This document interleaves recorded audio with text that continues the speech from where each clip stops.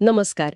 आज आपण फार्मसीच्या म्हणजे औषध निर्माणशास्त्राच्या बदलत्या आणि खरं तर खूप रोमांचक होत चाललेल्या जगात डोकावणार आहोत.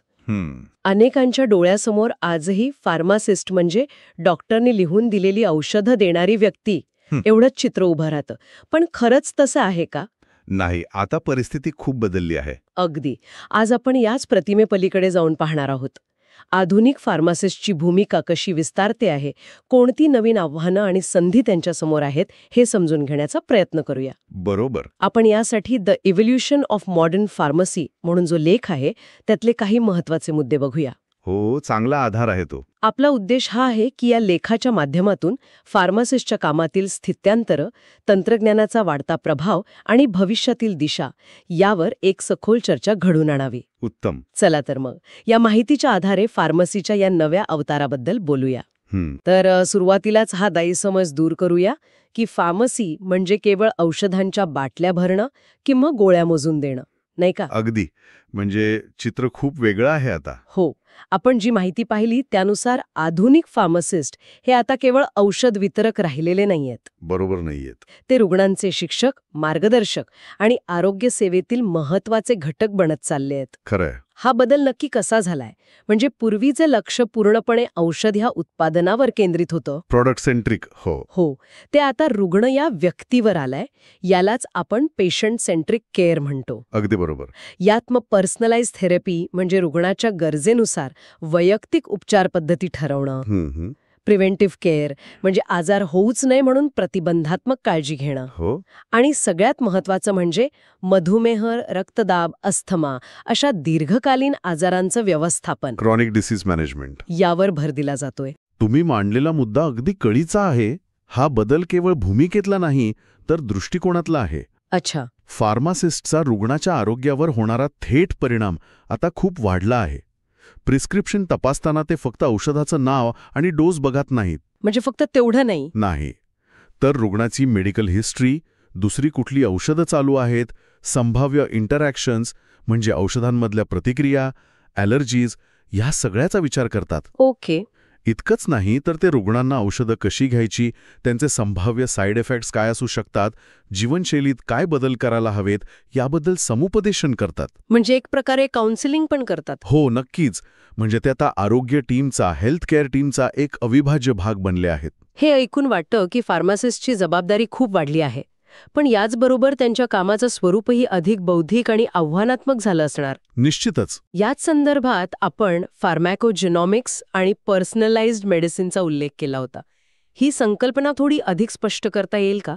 कारण हे भविष्यकालीन वाटत असलं तरी आता ते प्रत्यक्षात येतंय असं दिसतंय. नक्कीच. फार्माकोजेनॉमिक्स ही खरंच एक क्रांतिकारी गोष्ट आहे. विचार करा, आपल्या प्रत्येकाची जनुकीय रचना म्हणजे जेनेटिक मेकअप वेगळी असते. हो, बरोबर. त्यामुळे एखादं औषध एका व्यक्तीवर जसा परिणाम करतं तसाच परिणाम ते दुसऱ्या व्यक्तीवर करेलच असं नाही. अच्छा. कधीकधी ते कमी प्रभावी ठरतं तर कधी त्याचे गंभीर दुष्परिणाम दिसतात. फार्माकोजेनॉमिक्स इथेच मदतीला येतं. कसं? ते व्यक्तीच्या जनुकीय माहितीचा वापर करून त्या व्यक्तीसाठी कोणतं औषध आणि किती प्रमाणात म्हणजे डोस सर्वात जास्त प्रभावी ठरेल आणि कमीत कमी धोकादायक असेल हे ठरवायला डॉक्टर आणि फार्मासिस्टना मदत करतं. वा.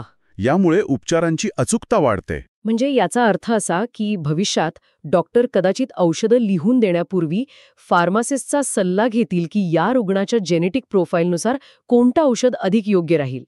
हे नातं, रिलेशनशिप आणि कामाची पद्धत खूप बदलणार असं दिसतंय. शक्यता नक्कीच आहे.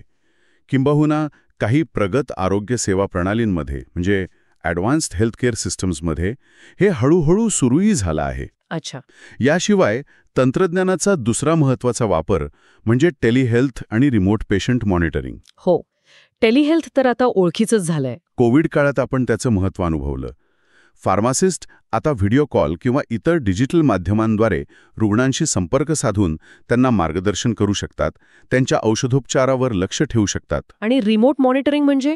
रिमोट मॉनिटरिंग म्हणजे रुग्णाने वापरलेल्या उपकरणांद्वारे, समजा ग्लुकोमीटर किंवा बीपी मॉनिटर, त्यातून मिळणारा डेटा फार्मासिस्टपर्यंत पोहोचतो. ओके. आणि ते त्यानुसार आवश्यक सल्ला देऊ शकतात. यामुळे रुग्णांना प्रत्यक्ष फार्मसीत किंवा क्लिनिकमध्ये न जाताही सेवा मिळते. हे खूप सोयीचं आहे. आणि या वैयक्तिक रुग्णसेवेपलीकडे जाऊन सार्वजनिक आरोग्यात म्हणजे पब्लिक हेल्थमध्ये फार्मसिस्टचं योगदान कसं दिसतंय? आपण लसीकरण मोहिमा आणि जनजागृती कार्यक्रमांचा उल्लेख केला होता. हो, हे खूप महत्वाचं आहे. अनेक देशांमध्ये, विशेषतः जिथे डॉक्टरांची उपलब्धता कमी आहे, तिथे फार्मासिस्ट लसीकरणाचं काम करतात. अच्छा, ते स्वतः लस देतात. हो, ते फक्त लस देत नाहीत, तर लोकांच्या मनातील शंका दूर करतात, लसीकरणाचं महत्त्व पटवून देतात. हे महत्वाचं आहे. त्याचप्रमाणे मधुमेह, हृदयरोग, स्थूलता यांसारख्या आजारांबद्दल समाजात जागरूकता निर्माण करण्यासाठी ते शिबिरं आयोजित करतात, माहितीपत्रकं वाटतात, शाळा कॉलेजांमध्ये जाऊन मार्गदर्शन करतात. म्हणजे समाजाला शिक्षित करण्याचं काम. अगदी. यामुळे प्रतिबंधात्मक आरोग्याला, प्रिव्हेंटिव्ह हेल्थला चालना मिळते. ते एका अर्थाने समाजाचे हेल्थ एज्युकेटर बनत आहेत. हे सगळं ऐकल्यावर तंत्रज्ञानाचा प्रभाव किती खोलवर रुजला आहे याचा अंदाज येतो. तुम्ही आर्टिफिशियल इंटेलिजन्स म्हणजे AI आणि ऑटोमेशनचा उल्लेख केला होता. यामुळे फार्मासिस्टच्या दैनंदिन कामात नेमका काय फरक पडतोय? फरक खूप मोठा आहे. फार्मसीमध्ये अनेक कामं अशी असतात जी वेळखाऊ आणि पुनरावृत्तीची असतात. म्हणजे रेपिटेटिव्ह. उदाहरणार्थ, जसे की मोठ्या प्रमाणात औषधं मोजणं, प्रिस्क्रिप्शनमधली माहिती सिस्टीममध्ये भरणं, स्टॉक मॅनेज करणं, एक्सपायरी डेट्स तपासणं. हो, हे तर नेहमीचं काम असतं. बरोबर. ऑटोमेशन आणि रोबोटिक्समुळे ही कामं आता यंत्र अधिक अचूकपणे आणि वेगाने करू शकतात. AI आधारित सॉफ्टवेअर प्रिस्क्रिप्शनमधील संभाव्य चुका किंवा धोके ओळखायला मदत करतात. जसं की चुकीचा डोस किंवा ड्रग इंटरॅक्शन. अगदी. पण मग यामुळे फार्मासिस्टची गरज कमी होत नाही का? यंत्र सगळं करणार असतील तर? नाही, उलट यामुळे फार्मासिस्टची भूमिका अधिक महत्वाची ठरते. कशी काय? नियमित कामांचा भार कमी झाल्यामुळे फार्मासिस्ट आता त्यांचे ज्ञान आणि कौशल्य अधिक गुंतागुंतीच्या कामांसाठी वापरू शकतात. म्हणजे क्लिनिकल कामांसाठी. हो, रुग्णांशी थेट संवाद साधणं, त्यांच्या उपचारांचं नियोजन करणं, डॉक्टरांशी सल्लामसलत करणं, जटिल क्लिनिकल प्रॉब्लेम्स सोडवणं यासाठी त्यांना अधिक वेळ मिळतो. अच्छा.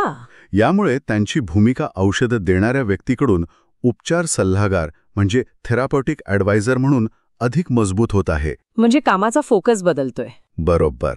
जिथे पूर्वी अचूकता आणि वेग महत्वाचा होता, तिथे आता सहानुभूती म्हणजे एम्पॅथी, संवाद कौशल्य आणि चिकित्सक विचार म्हणजे क्रिटिकल थिंकिंग हे त्यांचे मुख्य कौशल्य ठरत आहे. याच तंत्रज्ञानाच्या लाटेत वेरेबल टेक आणि रिअल टाइम डेटा यांचाही समावेश होतो. स्मार्ट वॉचेस, फिटनेस ट्रॅकर्स आता अगदी सामान्य झाले आहेत. यांचा फार्मसीमध्ये कसा उपयोग होतो? वेरेबल डिव्हायसेसमधून मिळणारा डेटा, जसे की हृदयाची ठोके, झोपेचा पॅटर्न, शारीरिक हालचाल, काही वेळा रक्तातील साखर, हा रुग्णाच्या आरोग्याचं एक अधिक समग्र चित्र म्हणजे होलिस्टिक पिक्चर देतो. ओके. हा रिअल टाइम डेटा जर फार्मासिस्ट किंवा आरोग्य टीमसोबत शेअर केला गेला तर त्यांना रुग्णाच्या स्थितीवर सतत लक्ष ठेवता येतं. म्हणजे सतत मॉनिटरिंग? हो. उदाहरणार्थ, एखाद्या मधुमेही रुग्णाच्या साखरेची पातळी धोकादायक पातळीवर जात असेल तर फार्मासिस्टला अलर्ट मिळू शकतो आणि ते वेळेवर हस्तक्षेप करू शकतात, रुग्णाला किंवा डॉक्टरला सूचित करू शकतात. अरे वा. हे प्रोॲक्टिव्ह केअरसाठी म्हणजे काही व्हायच्या आधीच काळजी घेण्यासाठी खूप महत्त्वाचं आहे. आणि ब्लॉकचेन तंत्रज्ञानाबद्दल काय? क्रिप्टोकरन्सीमुळे हे नाव ओळखीचं झालंय, पण फार्मसीमध्ये त्याचा काय संबंध? ब्लॉकचेनचा फार्मसीतील उपयोग खूप महत्त्वाचा आहे, विशेषतः औषध पुरवठा साखळीच्या म्हणजे सप्लाय चेनच्या सुरक्षिततेसाठी. कसं काय? ब्लॉकचेनमुळे प्रत्येक औषधाच्या प्रवासाची म्हणजे उत्पादनापासून ते रुग्णांपर्यंत पोहोचण्याच्या प्रत्येक टप्प्याची एक डिजिटल, सुरक्षित आणि न बदलता येणारी नोंद, इम्युटेबल डिजिटल रेकॉर्ड तयार होते. अच्छा, म्हणजे एक सुरक्षित रेकॉर्ड. हो. प्रत्येक व्यवहार किंवा हस्तांतरण या साखळीत जोडलं जातं. यामुळे औषध खरं आहे की बनावट, ते कुठून आलं आहे याचा माग काढणं, ट्रेसेबिलिटी सोपं होतं. म्हणजे बनावट औषधांना आळा बसेल. बरोबर. बनावट औषधांचा धोका कमी होतो आणि रुग्णांपर्यंत सुरक्षित औषधं पोचतात याची खात्री वाढते. वा. म्हणजे फार्मासिस्ट आता केवळ क्लिनिकल किंवा तांत्रिक भूमिकाच नाही तर उद्योजकतेच्या क्षेत्रातही उतरत आहेत. हो. फार्मासिस्टने सुरू केलेले स्टार्टअप्स, फार्मासिस्ट लेड स्टार्टअप्स, आरोग्य सेवेत नवीन उपाय म्हणजे हेल्थकेअर सोल्युशन्स आणत आहेत. हे ऐकून खरंच खूप सकारात्मक वाटतंय. हो, हे खरं आहे. हे स्टार्टअप्स नेमके काय करतात? हे स्टार्टअप्स विविध प्रकारच्या सेवा देतात. काही जण विशिष्ट आजारांच्या व्यवस्थापनासाठी, समजा डायबिटीस मॅनेजमेंट ॲप्स असे डिजिटल प्लॅटफॉर्म्स तयार करतात. ओके. काही जण पर्सनलाइज्ड मेडिसिन किंवा फार्माकोजिनोमिक टेस्टिंग सेवा देतात. काही फार्मसींना त्यांचं कामकाज सुधारण्यासाठी टेक्नॉलॉजी सोल्युशन्स पुरवतात. आणि काही थेट रुग्णांसाठी? हो, काही जण थेट रुग्णांना ऑनलाईन कन्सल्टेशन आणि औषध घरपोच देण्याची सेवा देतात. फार्मासिस्टना आरोग्यसेवा प्रणालीची आणि रुग्णांच्या गरजांची चांगली समज असल्यामुळे ते या क्षेत्रात यशस्वी उद्योजक ठरू शकतात. हे खूपच इंटरेस्टिंग आहे. आणि सल्लागार म्हणजे कन्सल्टंट म्हणून त्यांची भूमिका कशी विस्तारते? अनुभवी फार्मासिस्ट त्यांचं ज्ञान आणि कौशल्य वापरून रुग्णालये, इन्शुरन्स कंपन्या, फार्मास्युटिकल कंपन्या किंवा अगदी सरकारी आरोग्य संस्थांना सल्ला देतात. कोणत्या प्रकारचा सल्ला? उदाहरणार्थ, औषधांचा सुरक्षित आणि प्रभावी वापर कसा करावा, औषधांवरील खर्च कसा कमी करावा, नवीन क्लिनिकल गाईडलाईन्स कशा लागू कराव्यात, रुग्ण सुरक्षेचे, पेशंट सेफ्टीचे उपाय कसे योजावेत, अशा अनेक बाबतीत ते मार्गदर्शन करतात. ही एक स्पेशलाइज्ड भूमिका आहे जिथे त्यांच्या अनुभवाला खूप मागणी आहे. म्हणजे त्यांची एक्सपर्टीज वापरली जाते. स्वतंत्र फार्मसींचं काय? म्हणजे इंडिपेंडंट फार्मसीज मोठ्या चेन्सच्या स्पर्धेत त्या टिकून आहेत की त्यांचं स्वरूप बदलतंय? स्वतंत्र फार्मसींसमोर आव्हानं नक्कीच आहेत, पण अनेक फार्मसीज स्वतःला नव्याने घडवत आहेत. त्या आता केवळ औषधं विकणारी दुकानं राहिलेली नाहीत. मग काय बनत आहेत? त्या कम्युनिटी वेलनेस हब बनत आहेत, म्हणजे परिसरासाठी आरोग्य केंद्र. अच्छा. त्या केवळ औषधं देत नाहीत, तर लसीकरण, बेसिक हेल्थ चेकअप्स जसे बीपी, शुगर तपासणी, आरोग्य सल्ला, वजन व्यवस्थापन कार्यक्रम, धूम्रपान सोडण्यासाठी मदत अशा अनेक अतिरिक्त सेवा देतात. म्हणजे नुसतं औषध विक्री नाही. नाही, त्या त्यांच्या परिसरातील लोकांशी एक वैयक्तिक नातं, पर्सनल कनेक्शन तयार करतात, ज्यामुळे लोक मोठ्या चेन्सपेक्षा त्यांच्याकडे जाणं पसंत करतात. त्या समग्र काळजी म्हणजे होलिस्टिक केअर आणि व्यक्तिक सेवेवर, पर्सनलाइज सर्व्हिसेसवर भर देत आहेत. या सगळ्या चर्चेवरून एक गोष्ट स्पष्ट होते की भविष्यात यशस्वी फार्मासिस्ट होण्यासाठी केवळ पारंपरिक क्लिनिकल ज्ञान पुरेसं नाही. अजिबात नाही. आणखी कोणत्या कौशल्यांची म्हणजे स्किल्सची गरज भासेल असं वाटतं? अगदी बरोबर. क्लिनिकल ज्ञान हा पाया आहे, पण त्यावर बरंच काही उभारावं लागणार आहे. पहिलं म्हणजे चिकित्सक विचार करण्याची क्षमता, क्रिटिकल थिंकिंग. रुग्णाची जटिल केस समजून घेणं, उपलब्ध माहितीचं विश्लेषण करणं आणि योग्य निर्णय घेणं महत्त्वाचं ठरेल. बरोबर. दुसरं म्हणजे नेतृत्व गुण, लीडरशिप. फार्मासिस्टना अनेकदा टीममध्ये काम करावं लागतं, कधीकधी टीमचं नेतृत्वही करावं लागतं. नवीन उपक्रम सुरू करण्यासाठी पुढाकार घ्यावा लागतो. हो, टीम लीडर म्हणूनही. तिसरं म्हणजे संवाद कौशल्य, कम्युनिकेशन. रुग्णांशी सहानुभूतीने बोलणं, त्यांना क्लिष्ट वैद्यकीय माहिती सोप्या भाषेत समजावून सांगणं. डॉक्टरांशी प्रभावीपणे संवाद साधणं हे अत्यंत गरजेचे आहे. आणि अर्थातच आपण ज्या तंत्रज्ञानाबद्दल बोललो ते वापरण्याचं कौशल्य म्हणजे डिजिटल साक्षरता, डिजिटल लिटरसी. हो, ते तर आहेच. नवीन software, apps, data analytics tools सहजतेने वापरता येणं आवश्यक आहे. याशिवाय नेटवर्किंग म्हणजे इतर आरोग्य व्यावसायिक, संशोधक, उद्योजक यांच्याशी संपर्क ठेवणं. संपर्क महत्वाचा आहे. हो, आणि मार्गदर्शन, मेंटरशिप मिळवणं किंवा देणं हेही करिअरच्या वाढीसाठी महत्त्वाचं ठरतं. यामुळे काय होतं? यामुळे नवनवीन संधींची माहिती मिळते, मग ते संशोधन असो, स्टार्टअप असो किंवा जागतिक आरोग्य उपक्रमांमध्ये म्हणजे ग्लोबल हेल्थ केअर इनिशिएटिव्हजमध्ये सहभाग असो. याचा अर्थ सतत शिकत राहण्याची वृत्ती, लाईफलॉंग लर्निंग. हो. आणि बदलत्या भूमिकांशी जुळवून घेण्याची क्षमता, अडॅप्टिंग टू न्यू रोल्स. हे भविष्यातील यशासाठी कदाचित सर्वात महत्त्वाचे गुण ठरतील. निश्चितपणे. आरोग्य क्षेत्र हे सतत बदलणारे क्षेत्र आहे. नवीन औषधं, नवीन तंत्रज्ञान, नवीन उपचार पद्धती येतच राहणार. बरोबर. त्यामुळे फार्मासिस्टना स्वतःला सतत अपडेटेड ठेवावं लागेल आणि बदल स्वीकारायला तयार राहावं लागेल. जी व्यक्ती शिकायला आणि बदलायला तयार असेल तीच या क्षेत्रात यशस्वी होईल. तर आजच्या आपल्या चर्चेचा सार काढायचा झाल्यास आधुनिक फार्मासिस्टची भूमिका ही खऱ्या अर्थाने बहुआयामी, मल्टीफॅसेटेड झाली आहे. हो, नक्कीच. ते एकाच वेळी रुग्णांची काळजी घेणारे क्लिनिशियन आहेत, नवीन तंत्रज्ञान आणि कल्पना वापरणारे नवप्रवर्तक म्हणजे इनोव्हेटर्स आहेत. बरोबर. व्यवसायाच्या संधी शोधणारे उद्योजक म्हणजे एंटरप्रेन्योर्स आहेत आणि समाजाच्या आरोग्याची काळजी घेणारे सार्वजनिक आरोग्याचे पुरस्कर्ते म्हणजे पब्लिक हेल्थ ॲडव्होकेट्स आहेत. क्षेत्र बनलं आहे जिथे रुग्णकेंद्रित सेवा, आधुनिक तंत्रज्ञान आणि नाविन्यपूर्ण विचार यांचा संगम होतो. फार्मासिस्ट आता आरोग्य सेवा प्रणालीचा एक निष्क्रिय भाग नसून एक सक्रिय आणि अत्यंत महत्वाचा आधारस्तंभ बनले आहेत. आणि या सगळ्या बदलांचा वेग आणि दिशा पाहता एक विचार मनात येतो.